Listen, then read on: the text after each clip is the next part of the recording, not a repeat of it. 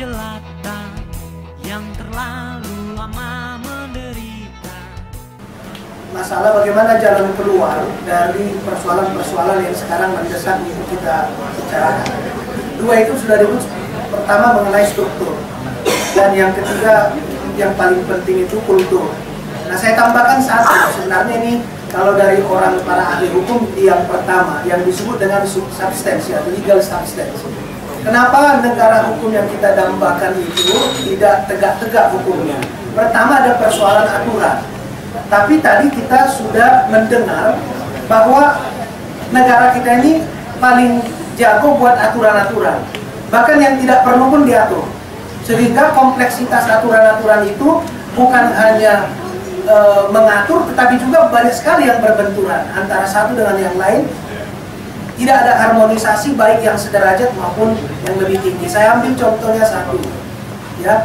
Bagi kalangan ahli hukum ini masih persoalan ketika rumusan norma Undang-Undang Dasar tadi disebutkan kedaulatan adalah di tangan rakyat dan dilaksanakan sepenuhnya dulu oleh Majelis Permusyawaratan Rakyat. Kemudian di amandemen menjadi kedaulatan adalah di tangan rakyat dan dilaksanakan menurut Undang-Undang Dasar ini. Jadi kalau kita lihat ke pembukaan Undang-Undang Dasar 45 jelas kemerdekaan kita itu kemerdekaan kebangsaan. Di situ diakui bahwa kita adalah sangat multi dari berbagai macam aspek. Oleh sebab itu, akomodasi politik pelembagaannya dalam bangsa yang demikian tidak boleh hanya berdasarkan aturan-aturan atau berdasarkan pelembagaan yang ada dalam partai. Sebab banyak sekali tidak terwakili. Akhirnya muncullah gagasan Majelis Permusyawaratan Rakyat. Sebenarnya kalau Majelis Permusyawaratan Rakyat itu adalah implementasi dari aristokrasi government, orang-orang yang terpelajar, terdidik, punya integritas, tentu negara ini akan baik-baik saja. Tapi persoalannya terjadi penyalahgunaan keanggotaan Majelis Permusyawaratan Rakyat menjadi sekadar akomodasi politik.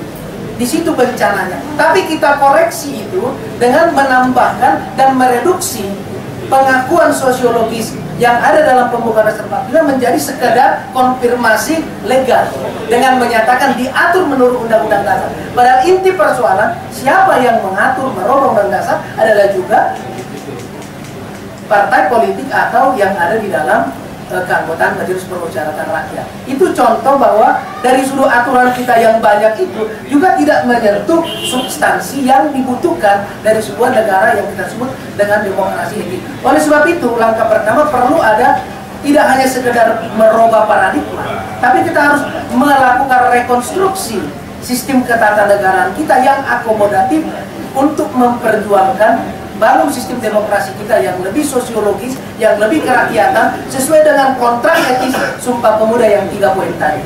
Itu yang pertama. Yang kedua dari sudut struktur, legal structure. Kita struktur penegak hukum kita luar biasa, ya. Makin tambah-tambah dari 3 jadi 4, 5 sampai 10. Awalnya ada polisi, jaksa, hakim, muncul lagi lembaga-lembaga bentukan. Ada lagi persoalan, ini tidak diatur di Undang-Undang Dasar dan diatur. Kompleks masalahnya. Ini semua karena kita cenderung ikut arus perkembangan global, tidak mempersiapkan kultur hukum seperti apa. Yang ketiga poin yang disebutkan Bung Miin tadi yang cocok dengan keadaan kita sebagai satu bangsa. Kita lemah dari sudut pendekatan sosiologis, antropologi terhadap bangsa kita sendiri. Sehingga kita menganggap yang namanya impor yang di dalamnya syarat berbagai kepentingan, kita tidak saring itu untuk kepentingan bangsa kita. Bung Karno dalam Undang-Undang Pokok Agraria 1960 telah berhasil mengangkat budaya agar hukum adat lokal itu mendapat tempat dalam sistem hukum kita. Tapi hukum modern meminggirkan hukum lokal ini karena dianggap tidak pro pada investasi, tidak pro kepada kepentingan ekonomi yang sebenarnya hanya kepentingan para kapitalis yang berbaju pada kepentingan-kepentingan hukum. Itu persoalan legal structure kita. Jadi banyak sekali instrumen penegak hukum yang sebenarnya tidak proporsional. Kita memiliki legislatif, eksekutif, yudikatif yang secara tradisional menjadi cabang kekuasaan. Dari sinilah bersumber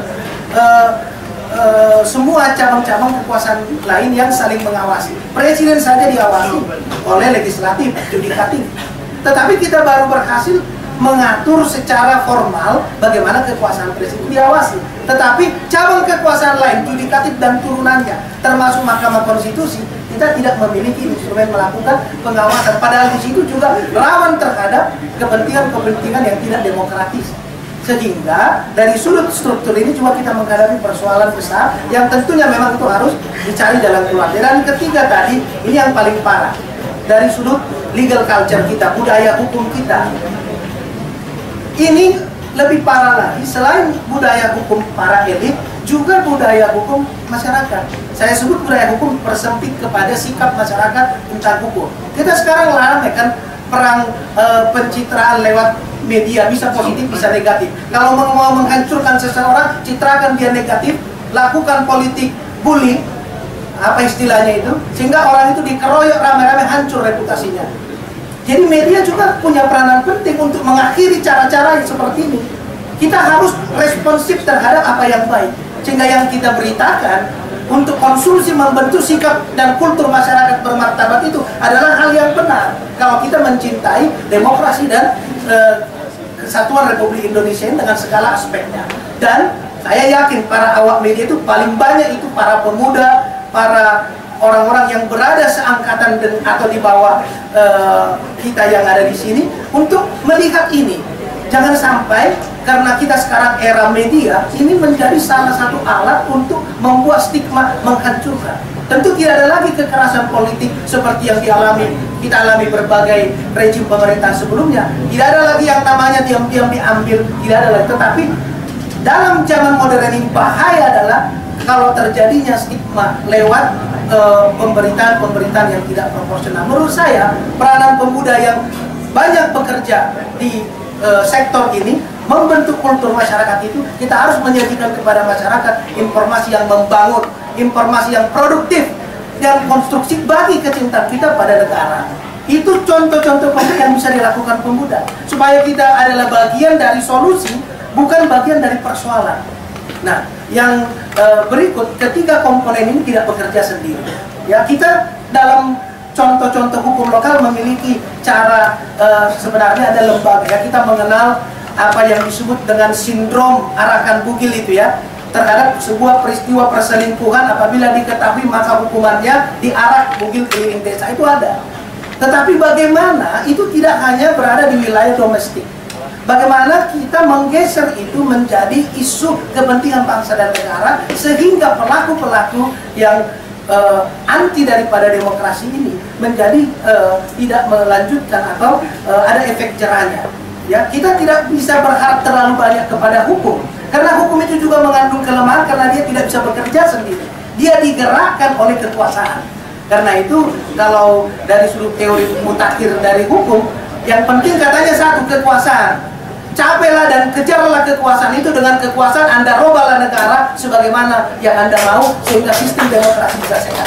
Dan saya kira Perhimpunan Pergerakan Indonesia ini punya peranan strategis untuk menghimpun pemuda beserta dengan semangat idealisme bangsa dan negara untuk melakukan perubahan-perubahan itu. Dan saya kira untuk itulah kita perlu berdiskusi, mempercakapkan banyak hal, sehingga kita tidak hanya sekedar berbicara teriak, tetapi bisa menyalakan lilin di ujung gua, sehingga ada pencerahan bagi bangsa dan negara kita menuju Indonesia yang kita cita-citakan. Terima kasih.